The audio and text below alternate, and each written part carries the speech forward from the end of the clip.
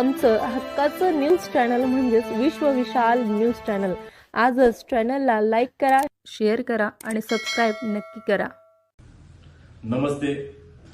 गेल्या अनेक दिवसापासून धाराशिव जिल्ह्यामध्ये सर्वत्र मुसळधार पाऊस होतो आहे। याच्यामुळे भूम, परंडा, वाशी आणि कळंब आणि आपल्या तेरणा नदीला मोठ्या प्रमाणात पूर आला। त्या पुरामुळे खूप मोठ्या प्रमाणात शेतीचं नुकसान झालं।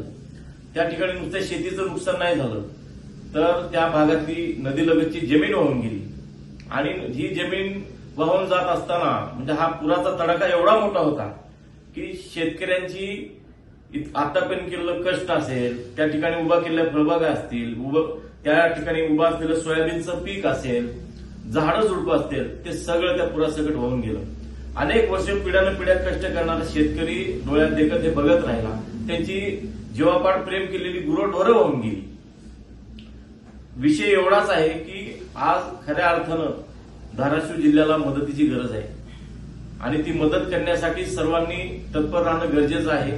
राज्य सरकारनं अतिशय तुटपुंज्या स्वरूपाची मदत जाहीर केलेली आहे, ज्याच्यामुळे त्या शेतकऱ्यांचा संसार हा कधीच उभा राहणार नाही। त्या शेतकऱ्यांना खऱ्या अर्थानं मदत करायची असेल तर त्यांना हेक्टरी 50,000 रुपये आर्थिक मदत आणि तीही सरसकट द्यावी, ही आमची काँग्रेस पक्षाच्या वतीनं सरकारला मागणी आहे।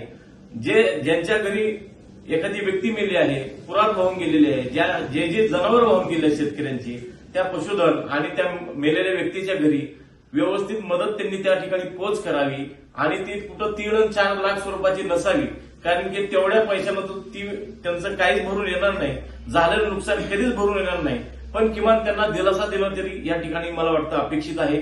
काँग्रेस कमिटीच्या वतीनं आम्ही जिल्हाभर फिरत आहोत। शक्य आहे तिथं ज्या शेतकऱ्यांना थोडीफार जमीन आहे, अल्पभूधारक आहेत आणि ज्यांना कुठलाच आधार नाही, ज्यांच्या घरात पाणी शिरलंय, 1-2 एकर जमीन असेल, थोडीफार जनावर आहेत, त्याचं नुकसान झालंय, त्यांना आम्ही प्रत्यक्ष स्वरूपाची मदत केली। आम्ही फार मोठं काम करतोय असं म्हणत नाही, पण फुल नाही फुलाची पाकळी म्हणून आम्ही त्या ठिकाणी उभा टाकतोय। धाराशिव जिल्ह्यातील दानशूर लोकांना या ठिकाणी मला विनंती करायची आहे, ज्यांना ज्यांना मदत करणं शक्य आहे त्या लोकांनी आज आपला जिल्हा पुराच्या तावडीत सापडलेला आहे, फार मोठ्या संकटात सापडलेला आहे आणि संबंध जिल्ह्यातलं महत्वाचं हातातोंडाला आलं सोयाबीनचं पीक हे आता गेल्याच जमा आहे, त्यांना मदत म्हणून आपण त्या ठिकाणी उभं टाकणं गरजेचं आहे। या ठिकाणी मला आवर्जून सांगायचं वाटतं की आपल्या इथं तुळजाभवानी संस्थान आहे, त्या संस्थानाला आता मोठ्या प्रमाणात मदत करायला पुढाकार घ्यावा। या जिल्ह्यात मोठे मोठे कारखानदार आहेत, मोठे मोठे उद्योजक आहेत, मोठे मोठे दानशूर लोक आहेत, व्यापारी आहेत, त्यांनी आपल्या आपल्या परीनं जे शक्य आहे ती मदत तुमच्या परीनं त्या लोकांना करणं गरजेचं आहे। त्यांना किराणा सामान असेल, धान्य असेल, आरोग्याच्या समस्या असतील त्याच्यासाठी लागणारी मदत असेल, शैक्षणिक साहित्य असेल, या सर्वांसाठी उभं राहणं अतिशय गरजेचं आहे। मला वाटतं 2 ते 3 दिवसात आमच्या अजून काँग्रेस कमिटीच्या वतीनं आदरणीय विश्वजित कदम साहेब, आदरणीय बंटी पाटील साहेब यांनी त्या गरजूंना मदत पोच करण्याचं आश्वासन दिलं आहे। ती मदत आल्यानंतर आम्ही ती लोकांपर्यंत पोहोचूच, पण आजही आमचं मदत कार्य सुरू आहे। सर्वांनी पुढाकार घ्यावा।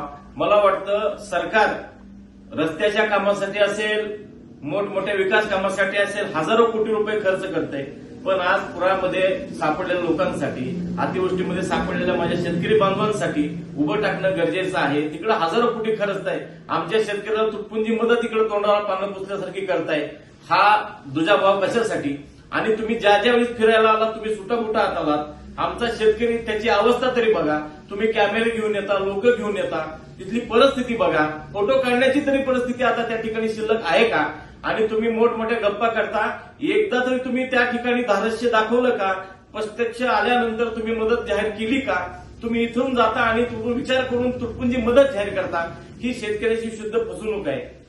या जिल्ह्यानं 93चा भूकंप सहन केला, या जिल्ह्यानं कोरोनासारखी महामारी सहन केली, त्यावेळेस तत्कालीन मुख्यमंत्री शरद पवार असतील, आमचे विलासराव देशमुख साहेब असतील, उद्धव ठाकरे साहेब असतील, यांनी मोठ्या प्रमाणात अतिशय ताकदीनं उतरून प्रत्यक्ष दिवसरात्र एक करून त्या संकटाला ते सामोरे गेले आणि तुटलेला शेतकरी परत उभा करण्याचं काम केलं। तसंच देवेंद्र फडणवीस साहेब करतील का? हा प्रश्न आमच्या जिल्ह्याच्या वतीनं मी तुम्हाला विचारतो। तुम्ही फक्त नुसते दौरे करू नका, त्या प्रत्यक्ष शेतकऱ्यांना मदत करा, एवढंच मला या ठिकाणी आवाहन करायचंय। या जिल्ह्यातील सर्वांना मला विनंती करायची आहे, आपल्या परीनं नुसतं भूम, परंडा, वाशी, कळंब नाही तर इतरही तालुके आहेत त्याही ठिकाणी आता घराने काही ठिकाणी पाणी शिरलंय. 1-2 एकर शेतकरी ज्याची शेती आहे त्याचं सोयाबीन हातातून गेलंय, त्यांना मदतीची आवश्यकता आहे. काही ना काही आपल्या पद्धतीने मदत होणं गरजेचं आहे. हा दानशूर जिल्हा आहे, कुणाच्या मदतीची वाट न पाहता आपण त्या ठिकाणी उभं राहावं एवढंच या वतीनं सांगतो. धन्यवाद. तुमचं आमचं हक्काचं न्यूज चॅनल म्हणजेच विश्व विशाल न्यूज चॅनल. आजच चॅनलला लाईक करा, शेअर करा आणि सबस्क्राईब नक्की करा.